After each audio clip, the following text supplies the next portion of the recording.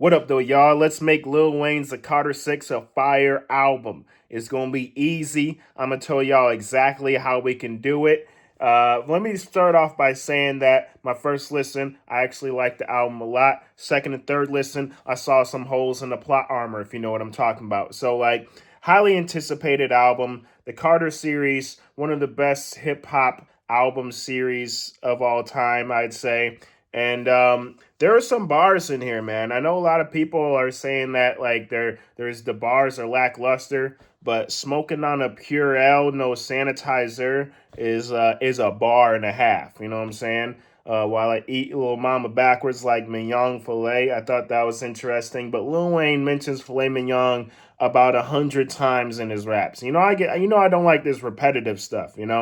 But he's got so many songs that it can be hard to avoid that. I've been under these trees like Feliz Navidad. That made me laugh. Put you in the ground, agriculture ninja. I was like, okay, that's it. Money owed like Biden. I cracked up on that line, But gone are the days where Lil Wayne can just say anything. He can't do that anymore. He used to be able to just say literally anything, and it was fire. Because at one point, he was the only thing we had to listen to. He was the only thing out here. Every single day, he was on another song, remix. He had a mixtape. He would drop on other people's stuff. He would do better on his own. Let me back out. He would do better on other people's music than even his own songs sometimes, man. And he would just like the Drought series, one of the best mixtape series of all time, hands down. You know, Carter 2, Carter 3, amazing albums. You know what I'm saying? The best rapper alive is probably like my favorite song from Lil Wayne. It just that beat really got me, and he really snapped on that too. But back to the Carter 6. Honestly, the problem with this album is too many songs. It's pretty clear. It's clear as day that when you have a 1921 with the bonus tracks, 21 track album, that it's just not going to be like Get Rich or Die Trying, you're not that ambitious anymore. So like doing 21 tracks is overkill. If you think that more is better, it's not. Like let's quantity isn't always the way to go. If you're Chewy, quantity is the way to go because that's what you're known for. Just release, release, release. But if you're Lil Wayne, you should be bringing quality 100% of the time and forget the quantity. So looking at the track listing, there's a lot we can cut here. Really, to make an album, you need two things. It has to be at least 7 tracks long, and it has to be about 28 minutes long. So that's what makes an album. 7 tracks, 28 minutes. So that's the bare minimum we're going with on this track listing. And we're going less because if all the songs are good, it's a fire album. Are there 7 good songs on here?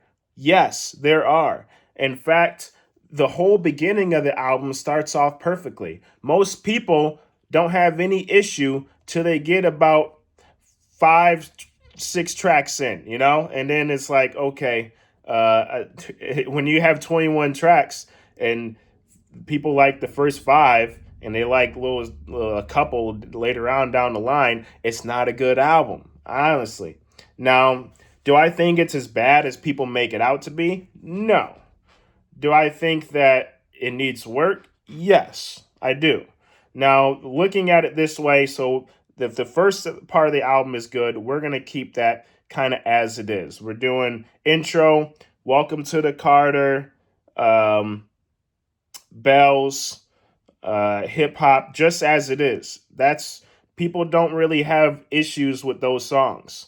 They don't have any issues with those. Most people, even the harshest of reviews, like the first few songs on it. So I am going to keep Sharks because Big Sean has the most fire verse on this album, and I don't think there's any denying that. He snapped on it. I like Big X the Plugs on hip hop. That's my favorite song on here is hip hop.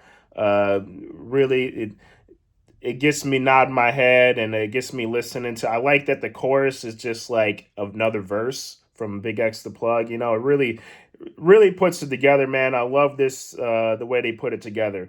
Bells, we're keeping that because it's the nod to LL Cool J. If you don't know, LL Cool J has this is like a remake of his song. And Lil Wayne does it justice, in my opinion. And the beat is nice and simple as it should be. If you're remixing this LL Cool J song, you know, old school style, I'm all about it. Even the new cats really was feeling it. So besides those, we're actually also going to put on here Loki's theme, banned from New Orleans remix with Nicki Minaj because it's better than the original. So that's a track from the bonus that we're putting on here, and we're keeping the ending the same. Ending with written history is a really good move. Honestly, I like the way it began. I like the way the album ended. It's everything in the middle that's the problem. Chopping all that off, we got the album right there. That right there is 29 minutes long. We got 8 tracks.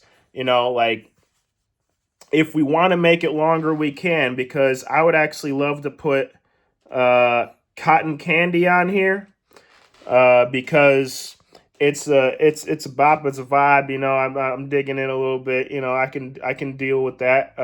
I'm not too heavy on the subject matter. Y'all know how I feel about people just saying these bars like white girl Topanga, white girl Slim Shady.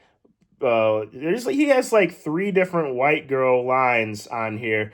That's the most easiest line to go to because you say white girl and you say someone white. Did I expect them to say Slim Shady? No, Slim Shady is not a white girl. But maybe you meant that Slim Shady's getting white girl because he said getting white girl Slim Shady. So maybe he's saying that Eminem gets white girls, you know, which I don't think is really a correlation. What, because he's white? It's just kind of, it's not a real good bar. He also has some stupid bars on here, like like Effer like a wrestler, Brock Lesnar, which is which is like, honestly, there I see what the problem with the bars that people have are probably these lines right here. Just the easy ones to go to. And if it was the Lil Wayne of 15 years ago, he could say that, get away with it. No one's going to question it. Saying it now, Lil Wayne isn't the center of attention anymore. You know, he's not just this guy that can get away with whatever he wants to get away with. So he has to check. He can't just go ahead and just say whatever he wants to say and people are going to eat it up like they used to. It's not that way anymore. Lil Wayne has a lot of great bars on here, a lot of impeccable bars, actually, and the wordplay is amazing. But when you have all this fat attached to it, fat as in bars you don't need, fat as in songs you don't need, fat as in beats you don't need, then you're going to have issues. People really, the general public consensus is over the mark in terms of the hatred. Like they hated on it more than it even need to, even than they should. Because when you're comparing this album to one of these new rappers coming out that's just like kind of garbage in a lot of ways, you know, you're comparing him to himself, then you get a little hatred. It's like, okay, the Carter 3 and the Carter 2 are impeccable, and the Carter 5 was still good, had some poppy issues, but you know, so they're comparing Lil Wayne to himself, which is why all the hate comes about, because Lil Wayne is known as one of the best lyricists of all time, and because you're comparing it to himself, they look at this album like it's not what I wanted, you know. But if I'm comparing this to a couple of the past Lil Wayne projects, this is better than any of those. Funeral was horrible. Fix Before the Six was horrible. He had a song all about eating cat on there, and I'm not talking about animals, so like honestly, this album is good. I just think that it just needs a little adjustment. So now it's a fire album with intro, hip hop, Welcome to Carter, Loki's theme, Bells, Sharks, Band from New Orleans remix, and Written History. We can throw Cotton Candy in there. I actually love Island Holiday, in a Bismarcky kind of way, like you got what I need, but you say it just a friend, like you ain't got to be a good singer to sing that song, and I feel like this has the unintentional appeal of that Island Holiday. I'll listen to that just vibing and chilling and not be worried about how some of the harmonies are way off or whatever. I was really liking the song Being Myself. I was really feeling it. Produced by Manny Fresh, which is awesome to have them two back together. Manny Fresh did the Carter one. He did a lot of songs for Lil Wayne. But when it gets to the hook, Lil Wayne's singing horribly. And that's the biggest problem on this album, is that Lil Wayne is just doing some horrible, horrible singing. I mean, anyone could sing better than what he's bringing to the table here. I know I can. And then we have The Days. This could be on the album. I don't want it to be, but you know how the record company needs something like a Bono or something to be on your album. If you need to bring the streams, you can put The Days on it, but I'm not really feeling The Days like that, so I would leave it off.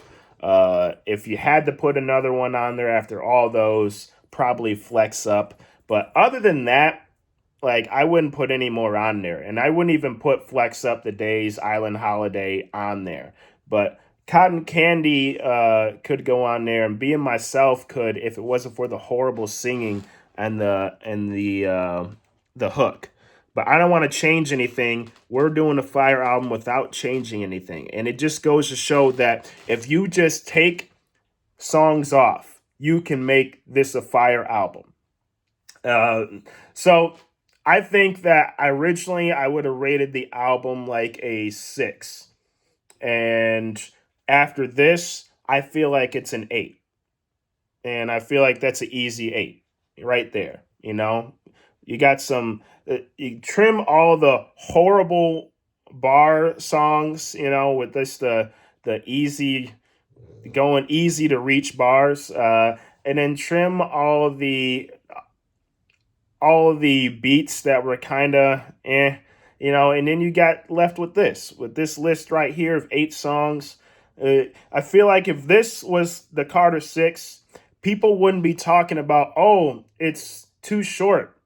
They'd be talking about, oh, maybe they want more, right? But like, you leave the people wanting more is much better than giving them more crap. You know what I'm saying? Like, give them less. Less is more, because this is what is going to succeed publicly, But the problem is these record companies, they want streams. They want streams all day. And so the more songs you have, the more streams you get. Even if people don't like The Days with Bono on there, who are from 2 totally different places and shouldn't even be on the same song if you ask me, but even if you don't like that, that's going to garner an insane amount of streams. These features are going to garner an insane amount of streams, So when you have all these songs and all these features, you're guaranteed streams if you're a big name like Lil Wayne. It's guaranteed. And so this is why the company wants this. This is why they're like, yes, give me this. This is exactly what I want, But the problem is that you're not thinking about the music at that point. You're thinking about streams, going platinum, having an album that just makes the streaming services a lot of money, But if you're smart as a record company, you should be trying to make the artist successful, the album successful, not just get streams. Because if you have a 7-8 track album and it's really good album, eventually it will get you your streams. People are going to listen to Lil Wayne, you know? I understand if you have a new artist and you don't want to just do a 7-track album. That makes sense, you know? But I think people would rather have a 30-minute great album than have a subpar 50-minute album. What do y'all think? You know, do you like my list here? You know, I'll just repeat it for you right quick. We got intro, hip hop, welcome to Carter, Loki, Bells, Sharks, Band from New Orleans remix with Nicki Minaj, and written history.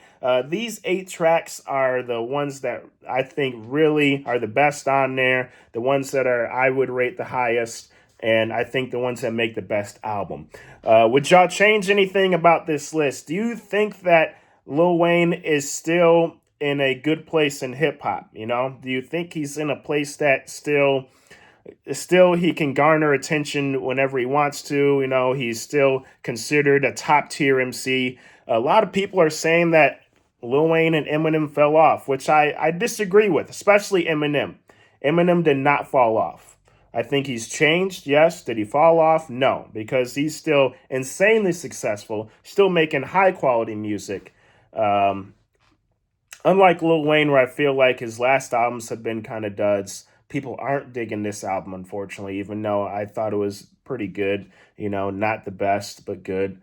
But, you know, it is what it is. Optics are everything in this, and people weren't feeling it. But that's the way it is, y'all. Let me know what you feel about it.